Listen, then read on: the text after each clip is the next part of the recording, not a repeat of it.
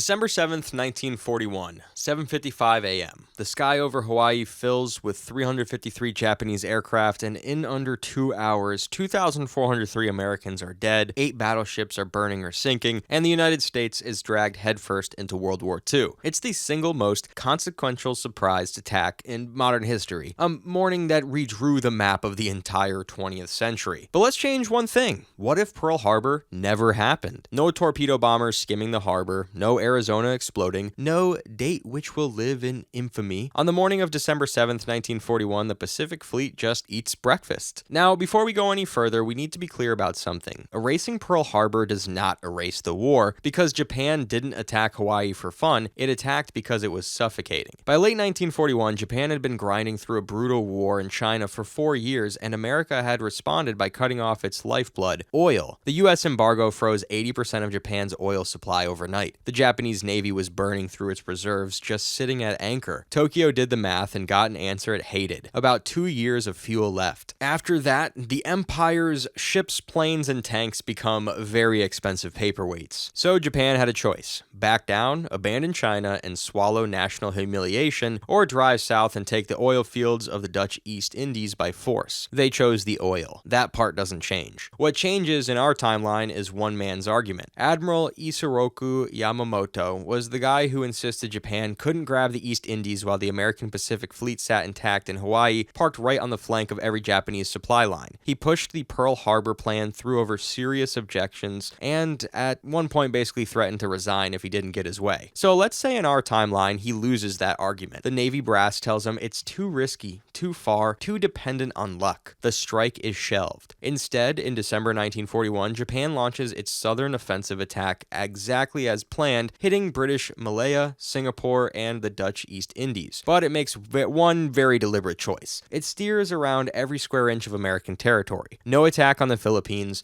no attack on Guam, not one American flag touched. And that decision puts President Franklin Roosevelt in the worst political position of his life. Here's the thing people forget. In late 1941, America really did not want this war. Polling that year showed roughly 80% of Americans opposed jumping into the fight. The America First movement was packing stadiums. Congress had extended the peacetime draft by exactly 1 vote. 1. Roosevelt was already stretching his powers to the limit, just shipping supplies to Britain. So now picture FDR going to Congress and asking for a declaration of war because Japan attacked British colonies and Dutch colonies. Colonies belonging to a country, by the way, that was currently occupied by Germany and barely existed as a government. That speech does not get a standing ovation. The Pacific Fleet stays at Pearl Harbor, fueled, armed, and furious, watching Japanese convoys steam past towards Singapore. American admirals are begging for orders, and Washington gives them nothing because legally nothing has happened to America. But here's where our timeline gets uncomfortable for Japan, because Yamamoto wasn't wrong. Every ship Japan sends south now sails in the shadow of an untouched American battle fleet. Every oil tanker coming back from Borneo has to pass with striking range of American submarines and aircraft based in the Philippines, which, remember, Japan didn't attack, and which sits directly on top of its shipping lanes like a toll booth it can't afford to pay. Japan has essentially built an empire with a loaded gun pressed against its spine, and it's just hoping the gun never goes off. And the gun is going to go off. The only question is when. Because here's another player in this story, and he's arguably the most important one: Adolf Hitler. In our real history, Hitler declared war on the United States 4 days after Pearl Harbor in one of the most catastrophic decisions of the entire war. He didn't have to. Germany's treaty with Japan was defensive, but Pearl Harbor convinced him America was already committed, so he jumped first. Without Pearl Harbor, Hitler has no reason to hand Roosevelt the one thing he can't get from Congress: a legitimate war with Germany. So follow the chain. No Pearl Harbor means no American declaration of war on Japan. No declaration on Japan means no German declaration on America. And that means through 1942, the largest industrial power on Earth is technically at peace, while the Soviet Union bleeds through Stalingrad and Britain hangs on by lend-lease shipments and stubbornness. Now, America wasn't exactly neutral. US Navy destroyers were already fighting an undeclared shooting war against German U-boats in the Atlantic. The USS Reuben James had been torpedoed and sunk in October 1941, killing over 100 American sailors, and it didn't even push the country into war. So the fuse is lit, it's just burning slowly. Most historians who play this game land in the same place. America gets in eventually. Maybe a U-boat sinks a passenger liner, maybe a Japanese pilot gets nervous and bombs an American ship near the Philippines, maybe the embargo standoff simply boils over, but eventually is doing doing a lot of the heavy lifting in that sentence, because in a global war, 6 months to a year of delay isn't a detail, it's everything. Start with the Pacific. Without Pearl Harbor, there's no wave of 5 million volunteers lining up at recruiting stations in a single year. No unified, vengeful public. When war finally does come, America fights it as a job, not a crusade. And here's the twist that makes this whole scenario darker than you'd expect. The intact Pacific Fleet might actually be a trap. The battleships sunk at Pearl Harbor went down in 40 feet of water, in a harbor next to repair yards. All but 2 were raised, rebuilt, and returned to service. The crews mostly survived. It was, in the grimmest possible way, the cheapest place on Earth for the US Navy to lose its battleships. Now imagine the alternative. War breaks out in mid-1942, and the US Navy does what its own war plans, the famous War Plan Orange, had rehearsed for decades. Steam the battle fleet west across the Pacific to relieve the Philippines and force a decisive gunnery duel. Except by 1942, that plan is a museum piece. Those battleships would be sailing into range of hundreds of Japanese land-based bombers and the best trained carrier pilots on the planet. Ask the British how that goes. They sent the battleship Prince of Wales and the battlecruiser Repulse to defend Malaya, and Japanese aircraft sunk both of them in a single afternoon. A fleet battle in the open Pacific doesn't end with ships resting in shallow mud waiting for cranes. It ends with ships in water 3 miles deep and thousands of sailors who never come home. Pearl Harbor forced the US Navy to bet everything on aircraft carriers because the battleships were unavailable. Without that morning of fire, the Navy might have had to learn the same lesson the expensive way, somewhere off the Philippine coast with no survivors to raise. Meanwhile, the deeper machinery of the war doesn't care about any of this. The Manhattan Project was approved the day before Pearl Harbor. Read that again. December 6, 1941. The bomb was coming no matter what. American factories were already converting to war production. The industrial mismatch that doomed Japan, America outproducing it in steel, oil, aircraft, and ships by absurd multiples, exists in every timeline. Japan's own planners knew it. Yamamoto himself had studied in America and warned that Japan could run wild for 6 months, maybe a year, and after that, he had no confidence at all. So Japan still loses. That outcome is basically welded to the laws of arithmetic, but the world that emerges from this version of the war looks very different. An American entry delayed into late 1942 or 1943 means D-Day slips. It means the Soviet Union does even more of the dying and even more of the conquering. When the smoke clears, the Red Army isn't standing in the middle of Germany, it might be standing on the Rhine. The Iron Curtain doesn't fall across Berlin, it falls somewhere over France's shoulder. And in the Pacific, a longer, later war means the atomic bomb still arrives on schedule in 1945, but now possibly as the opening move of America's war against Japan rather than the finale. Here's the strange lesson buried in all of this. Pearl Harbor was a tactical masterpiece and a strategic catastrophe for Japan. We all know that. But deleting it doesn't save Japan, and it might not even save American lives. It just moves the bill. Different ships, deeper water, a longer war, a colder peace. The attack that awakened the sleeping giant didn't create American power, it just decided the exact moment and the exact mood in which that power woke up. Turns out the most important thing Japan destroyed at Pearl Harbor wasn't a battleship, it was America's option to hit the snooze button. If you enjoyed this one, check out the video on screen right now. The algorithm swears you'll like it, and honestly, the algorithm has seen things.